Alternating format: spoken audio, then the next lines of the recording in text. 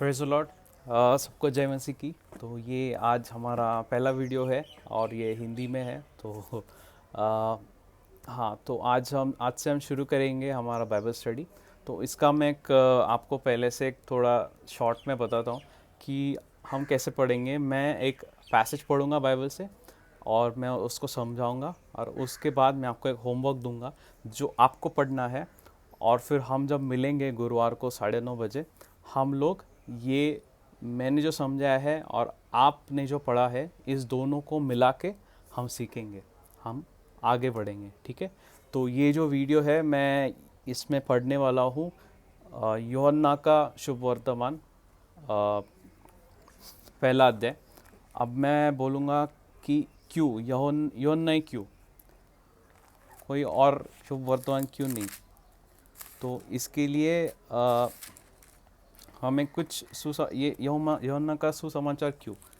तो कुछ बातें हैं इस सुसमाचार की जो बहुत अलग है। ये सुसमाचार बहुत अलग है बाकी तीनों से, क्योंकि ये जो है ये तीन सुसमाचार लिख के होने के बाद ये लिखा गया है, काफ़ी समय बाद लिखा गया है।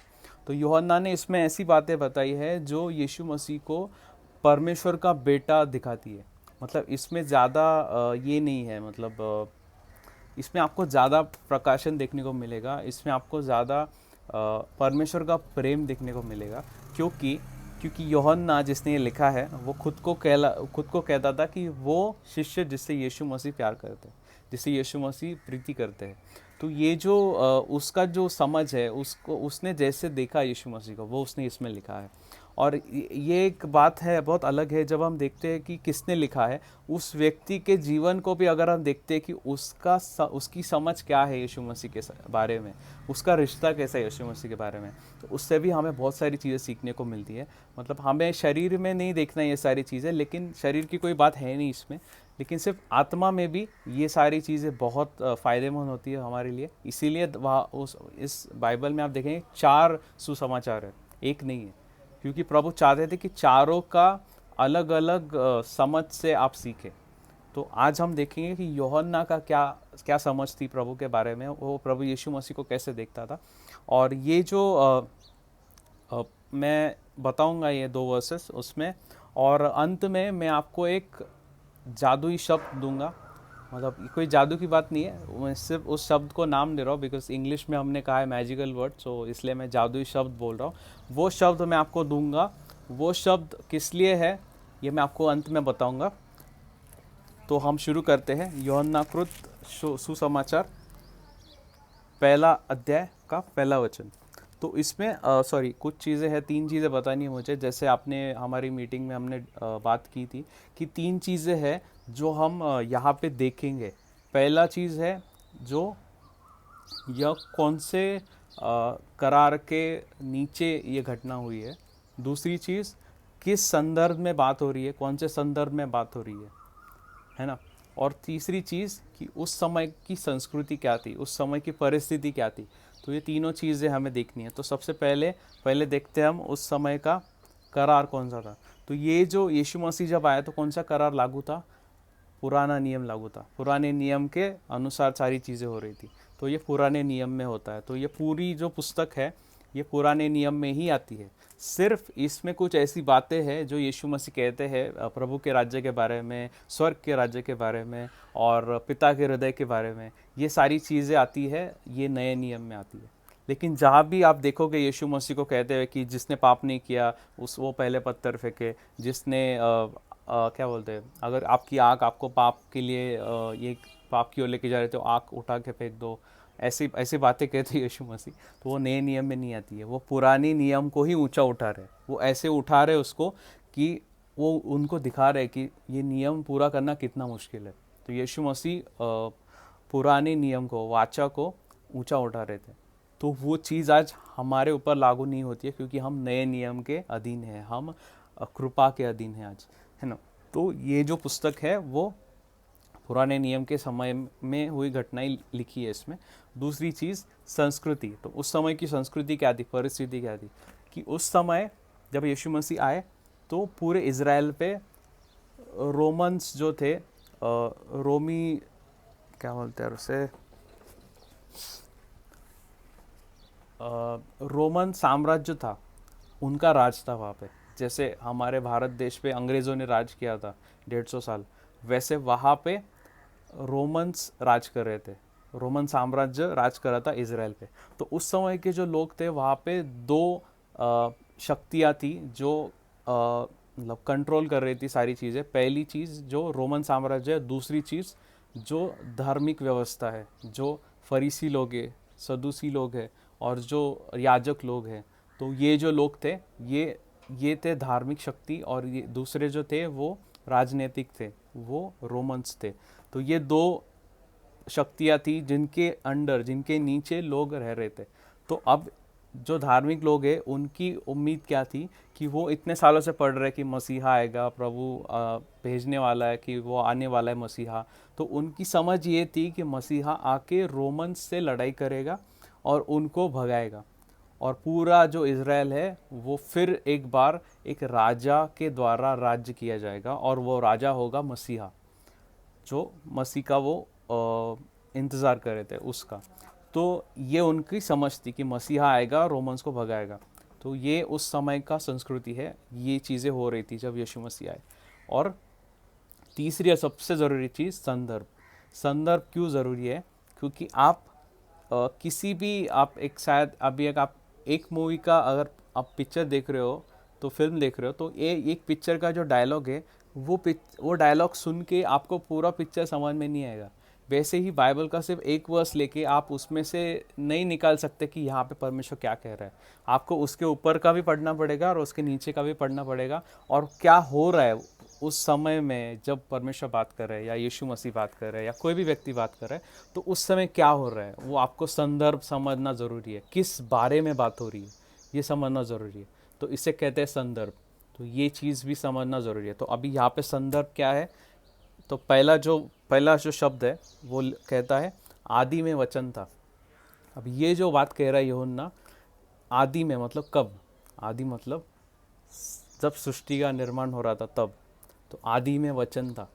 तो यूहन्ना बता रहा है कि अगर आप उत्पत्ति का पहला अध्याय पढ़ोगे, पहला वचन, वहाँ पे लिखा है कि मैं पढ़ के बताता हूँ। हिंदी में ज़्यादा ऐसे पढ़ता नहीं हूँ, लेकिन हाँ, उत्पत्ति का पहला वचन कहता है आदि में परमेश्वर ने आकाश और पृथ्वी का निर्माण किया। मतलब आदि में, यहाँ पे भी वो कह रहा है आदि में। मतलब यूहन्ना क्या कह रहा है कि यीशु मसीह जो है वो शुरुआत से है, वो सृष्टि के निर्माण से यीशु मसीह का अस्तित्व है। वो अभी नहीं आए। दुनिया के लिए यीशु मसीह 2000 साल पहले है, लेकिन वो कब से अस्तित्व है उनका? जब से सृष्टि का निर्माण है, तब से वो है। तो यहाँ पे कह रहा है कि आदि में वचन था और वचन परमेश्वर के साथ था। सॉरी, मैंने एक पॉइंट बताया नहीं यहाँ पे कि आदि में वचन था। अभी वो वचन क्यों कह रहे हैं? क्योंकि परमेश्वर ने निर्माण कैसे किया सृष्टि का? वचन के द्वारा, बोलने के द्वारा। तो वो वचन जो था, वो वचन आके उसने सारी सृष्टि का निर्माण किया। जब परमेश्वर ने कहा कि वहाँ पे प्रकाश हो, तो प्रकाश हो गया।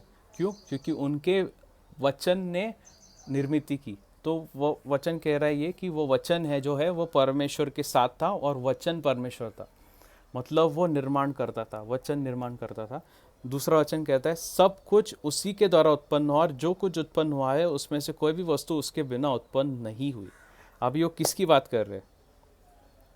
ओ सॉरी, सेकेंड वर्स में आई थिंक मैंने मिस किया। सेकेंड वर्स कहता है, दूसरा वचन, यह आदि में परमेश्वर के साथ था।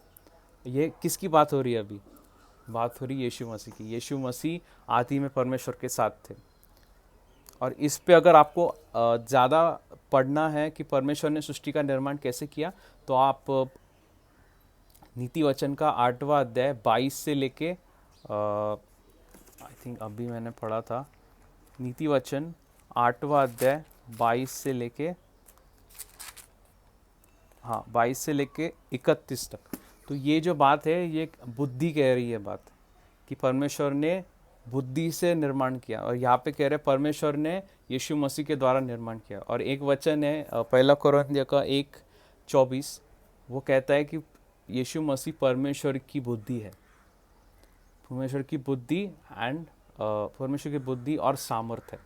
तो यीशु मसीह जो है वो परमेश्वर की चलती फिरती बुद्धि है।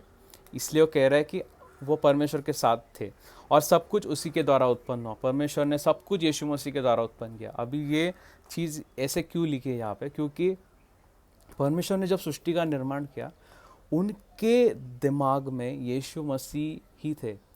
मैं बताता हूँ, जब उन्होंने मेमने का निर्माण किया तो उन्होंने मेमना ऐसे बनाया कि उसमें यीशु मसीह के गुण है, कि वो नम्र है, वो कभी किसी पे हमला नहीं करता, वो हमेशा नम्र रहता है, वो मेमना।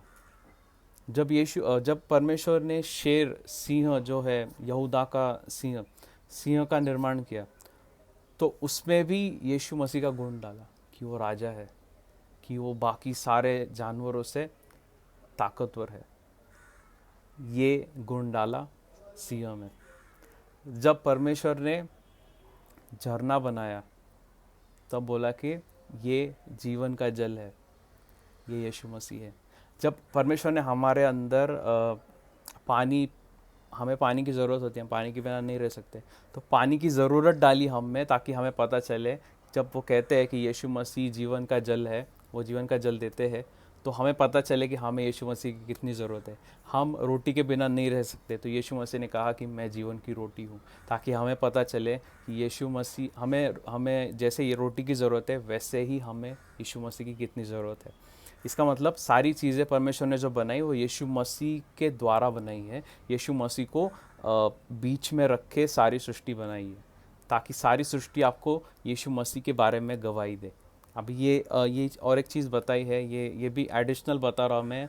ये बिल्कुल मैं ये नहीं चाहता कि ये चीज़ भी हम डिस्कस नहीं कर पाएंगे शायद, लेकिन आपको अगर और पढ़ना है इसके बारे में तो आप रोमियो का पहला अध्याय 20 और 21 वचन पढ़ सकते हैं। उसमें लिखा है कि सारी सृष्टि परमेश्वर के होने की गवाही देती है। परमेश्वर के गुण है सारी सृष्टि में। जैसे मैंने कहा कि हर एक सृष्टि के जो भी सृष्टि बनाई है परमेश्वर ने, उसने यीशु मसीह के गुण हैं, तो क्योंकि वो हमें उसकी गवाही देती है, तो इसीलिए वो कहते हैं कि सब कुछ उसी के द्वारा उत्पन्न हुआ, और जो कुछ उत्पन्न हुआ है उसमें से कोई भी वस्तु उसके बिना उत्पन्न नहीं हुई, है ना। उसके बाद उसमें जीवन था और वह जीवन मनुष्य की ज्योति था। मतलब वो कह रहे हैं कि उसमें जीवन था, यीशु मसीह में जीवन था, और वो जीवन मनुष्यों की ज्योति था। अभी वो जीवन क्यों कह रहा है, क्योंकि जिस दिन आदम ने फल खाया, परमेश्वर ने कहा था तो उसी दिन मरेगा। मरेगा मतलब उसी दिन नहीं मरा वो, लेकिन उसके अंदर जो जीवन था, परमेश्वर के साथ रिश्ता था, वो रिश्ता टूट गया और वो जीवन जो था वो निकल गया। वो एक उसमें मृत्यु की शुरुआत हो गई। उसी दिन से बीमारी आई, खून, सारे पाप, व्यभिचार, ये सारे पाप, सारी बुरी चीज़ें उस एक मृत्यु की वजह से आई। लेकिन यीशु मसीह क्या कहते हैं कि मतलब ये क्या वचन क्या कह रहा है कि उसमें जीवन था। यीशु मसीह जीवन देने आए। मतलब जब वो यीशु मसीह पृथ्वी पे आए तो आत्मिक जगत में देखा जाए तो सारे पृथ्वी पे अंधकार था, कोई भी जीवित नहीं था, सिर्फ यीशु मसीह अकेले ज्योति थे। वो अकेले थे जिनमें जीवन था, और वो जीवन जो था वो मनुष्य की ज्योति था। मतलब मनुष्य अंधकार में है और उनके लिए वो ज्योति बन गए, उनके पास आने के लिए वो ज्योति बन गए।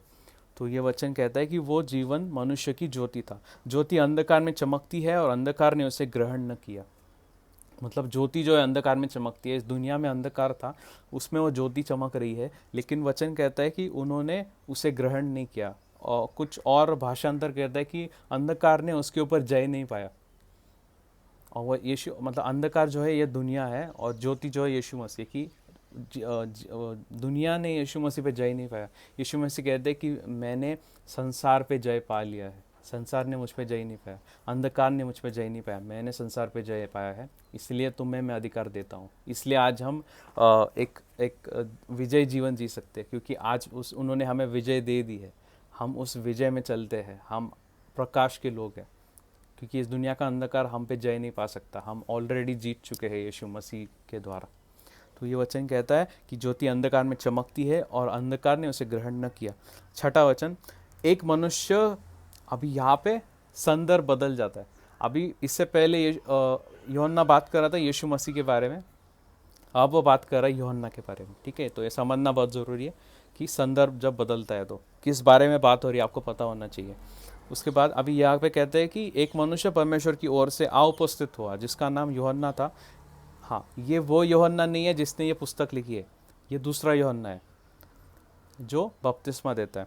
वह गवाही देने आया कि वह गवाही देने आया कि ज्योति की गवाही दे ताकि उसके द्वारा विश्वास लाए। अभी उसको गवाही की क्या ज़रूरत थी? परमेश्वर खुद आ रहे, गवाही की क्या ज़रूरत है? ये इसलिए क्योंकि परमेश्वर ने पहले बताया था, जब अब पुराना नियम है उसमें परमेश्वर ने बोला था एक वचन में कि मैं इसी यूहन्ना का पहला अध्याय 23वां वचन अगर आप पढ़ोगे, वहाँ पे लिखा है, जैसे यशाया भविष्यवक्ता ने कहा है, मैं जंगल में एक पुकारने वाले का शब्द हूँ कि तुम प्रभु का मार्ग सीधा करो। मतलब ये जो यूहन्ना आया, इसका आना पहले ही भविष्यवाणी के द्वारा बताया गया था कि वो आने वाला है और वो प्रभु के आगे चलेगा। जैसे राजा के आगे एक आदमी चलता है और वो बताता है लोगों को कि राजा आ रहा है, तो वो लोग क्या करते हैं? वो उसके लिए रास्ता बनाते हैं और वो राजा की ओर देखते हैं और वो राजा के लिए घुटनों पे आते हैं, उसको आदर देते हैं, उसको सम्मान देते हैं। क्यों? राजा राजा आ रहा है। तो वही ये यूहन्ना था जो आगे भेजा गया था, जो बता रहा था कि अभी आप पश्चाताप करो। पश्चाताप मतलब मन फिराओ, सॉरी, पश्चाताप इज नॉट राइट वर्ड, मन फिराओ। वो कहता है मन फिराओ क्योंकि स्वर्ग का राज्य आ रहा है। स्वर्ग का राज्य कौन ला रहा है? स्वर्ग का राजा ला रहा है, यीशु मसीह ला रहा है। तो राजा के आगे चलने वाला यूहन्ना बपतिस्मा देने वाला था। तो उसने कहा कि वो ज्योति की गवाही दे रहा था, वो बता रहा था कि ज्योति आ रही है, राज्य आ रहा है, राज्य का राजा आ रहा है, तो वो बता रहा है। और वहाँ पे लिखा है, वह आप तो वह ज्योति न था, परंतु उस ज्योति की गवाही देने के लिए आया था। मतलब वो खुद वो ज्योति नहीं था, क्योंकि उसका जो बात करने का ढंग था वो बहुत अलग था। वो पाप के बारे में बात करता था, वो लोगों को बताता था कि तुम गलत कर रहे हो, तुम ऐसे नहीं करना चाहिए। वो किसी के लिए मतलब भेदभाव नहीं करता था, वो एकदम सबको एकदम सही तरीके से बात करता था। तो लोगों को लगा कि यही वो मसीहा हो सकता है क्या। लेकिन वो कहता है कि मैं वो ज्योति नहीं हूँ, मैं उसकी गवाही दे रहा हूँ सिर्फ कि वो आने वाला है। लेकिन वो क्या कहता है? 9वां वचन, सच्ची ज्योति जो हर मनुष्य को प्रकाशित करती है जगत में आने वाली थी। मतलब वो कह रहा है कि सच्ची ज्योति कौन है? यीशु मसीह, जो हर एक मनुष्य को प्रकाशित करने वाली है। जो एक मनुष्य, हम आज ये पूरी दुनिया आप देख रहे हैं, जो बीमारी से लड़ रही है, जुर्म से लड़ रही है, जो बीमारी बुरी चीज़ इस दुनिया में जो शैतानी ताकत है उनसे लड़ रही है, उनसे पीड़ित है, ये अंधकार है इसलिए चल रहा है। क्योंकि प्रकाश का राज्य जब आता है, परमेश्वर का राज्य जब आता है, उसमें ये सारी चीज़ें नहीं होती। तो वो कह रहा है कि ये जो राज्य आ रहा है, ये ज्योति आ रही है, यीशु मसीह जो आ रहे हैं, वो हर एक व्यक्ति को ज्योति बनाने आ रहे हैं। वो हमें ज्योति बनाने आ रहे हैं ताकि हमारे अंदर वो अंधकार काम न करे, हम अंधकार पे जय पाए। इसलिए वो कह रहा है कि वह उस जो सच्ची ज्योति जो हर एक मनुष्य को प्रकाशित करती है जगत में आने वाली थी। वह 10वां वचन, वह जगत में था लेकिन जगत उसके द्वारा उत्पन्न हुआ और जगत ने उसे नहीं पहचाना। मतलब वह कह रहे हैं कि जिस दुनिया में वो आया, यीशु मसीह जिस दुनिया में आए, जो उनके द्वारा बनाई गई है, और उस दुनिया ने उनको नहीं पहचाना। जो जो इस दुनिया के लोग हैं जिनको यीशु मसीह के स्वरूप में बनाया गया है, उन्होंने उनको नहीं पहचाना। और वो वचन कहता है आगे 11वां वचन, वह अपने घर आया और उसके अपनों ने उसे ग्रहण नहीं किया। अभी यहाँ पे ऐसा क्यों कहा कि वो अपने घर आया? क्योंकि वो इज़राइल में पैदा हुए, इज़राइल में आए, अब्राहम की संतान है वो। तो परमेश्वर का अब्राहम के साथ करार है जो पुराने नियम का है, एंड उसको परमेश्वर ने कहा कि मैं तुम्हें आशीर्वादित करूँगा और तुम एक आशीर्वाद बनोगे, तुम्हारे द्वारा पृथ्वी के बहुत सारे परिवार आशीर्वादित होंगे। तो उस परिवार में यीशु मसीह में जन्म लिया, इज़राइल में जन्म लिया। और इज़राइल जो है परमेश्वर का करार है उन लोगों के साथ, परमेश्वर की वाचा है इज़राइल के साथ। तो इज़राइल में ही परमेश्वर ने जन्म लिया, परमेश्वर ने अपना बेटा भेजा। लेकिन ये वचन कहता है कि उसके अपनों ने, इज़राइल वालों ने ही उसको ग्रहण नहीं किया, उनको अपनाया नहीं। लेकिन 12वां वचन कहता है, परंतु जितनों ने उन्हें ग्रहण किया उसने उन्हें परमेश्वर की संतान होने का अधिकार दिया। Praise the Lord. वो कह रहे हैं कि जितनों ने यीशु मसीह को ग्रहण किया उनको परमेश्वर की संतान होने का अधिकार उसने दिया। क्यों? क्योंकि यीशु मसीह खुद परमेश्वर की संतान है, यीशु मसीह खुद परमेश्वर के बेटे हैं। और जब हम उनको स्वीकार करते हैं, हम उनके साथ एक हो जाते हैं, हम उनके साथ जुड़ जाते हैं, और उनमें और हम में कोई फ़र्क नहीं करते परमेश्वर। जितना प्यार वो यीशु मसीह से करते हैं उतना ही आपसे करते हैं। तो हम उनके संतान बन जाते हैं। और उसके बाद अर्थात उन्हें जो उसके नाम पर विश्वास रखते हैं, जो भी यीशु मसीह के नाम पर विश्वास रखते हैं कि वो इस दुनिया में आए, मेरे पापों के लिए उन्होंने अपनी जान दी, मेरे रोगों को उन्होंने अपने ऊपर ले लिया और अपनी जान दे दी, और तीसरे दिन परमेश्वर ने उनको मुर्दों से जिलाया और आज वो जिंदा है। ये विश्वास जो करता है उसका उद्धार हो जाता है, वो परमेश्वर का बेटा या बेटी बन जाता है। 13वां वचन, वे न तो लहू से, न शरीर की इच्छा से, न मनुष्य की इच्छा से, परंतु परमेश्वर से उत्पन्न हुए। अभी ये जो लोग हैं परमेश्वर, ये जो यीशु मसीह का स्वीकार करते हैं, ये लहू से उत्पन्न नहीं हुए, मतलब लहू से उत्पन्न नहीं हुए, ना शरीर की इच्छा से और ना मनुष्य की इच्छा से, लेकिन परमेश्वर की इच्छा से। तो जिनका भी नया जन्म होता है, जो भी यीशु मसीह के पास आते हैं, वो खुद के लहू से नहीं, लहू से उनका जन्म नहीं हुआ है, उनका जन्म शरीर की इच्छा की वजह से नहीं हुआ है। मतलब कुछ शरीर की इच्छा हुई कि हमें शारीरिक संबंध रखने चाहिए, फिर बच्चा होना चाहिए, इस इच्छा से नहीं आए, या फिर मनुष्य की इच्छा से नहीं आए कि कोई मनुष्य ने कहा कि मुझे अभी बेटा चाहिए इसलिए नहीं आए, लेकिन परमेश्वर की इच्छा से आए। तो उनकी इच्छा थी ताकि हमारा जन्म हो और हम उनके राज्य में आए। तो अगर हमारा जन्म ही परमेश्वर की इच्छा है, तो ये जन्म में जीना भी हमें परमेश्वर की इच्छा से ही है। हमारा जीना भी परमेश्वर की इच्छा के साथ मेल खाना चाहिए। तो मैं आज इतना ही बताऊंगा 13 वचन तक। इसके आगे का जो वचन है 14 से लेके 18 तक, ये वचन आपको पढ़ने हैं, और ये वचन पढ़ के आप नोट्स बनाइए, अगर सवाल आ रहे तो सवाल लिखिए। और ये वचन जो है, ये हम जो मैंने समझाया है, जो आप पढ़ेंगे, ये हम मिला के गुरुवार को 9:30 बजे इसका अभ्यास करेंगे, ठीक है, और इस पे और बढ़ेंगे। और इस वीडियो के नीचे आपको एक लिंक मिलेगा, जो लिंक पे कुछ सवाल है, वो आपको उसके उत्तर देने हैं। जिन्होंने ये वीडियो देखा है और ये पढ़ा है और समझा है, वही उसका उत्तर दे पाएंगे। तो ये आपको उत्तर देना है। और वहाँ पे और एक आपको नीचे एक ऑप्शन मिलेगा, जो मैंने बताया था वीडियो की शुरुआत में, जादुई शब्द, एक मैजिक वर्ड है, वो मैजिक वर्ड आपको वहाँ पे सिलेक्ट करना है सही, ताकि मुझे पता चले आपने पूरी वीडियो देखी है। इसलिए वो ये जादुई शब्द दे रहा हूँ, और कोई उसका मतलब नहीं है। और जादुई शब्द है इस वीडियो के लिए स्तुति, इंग्लिश में प्रेज।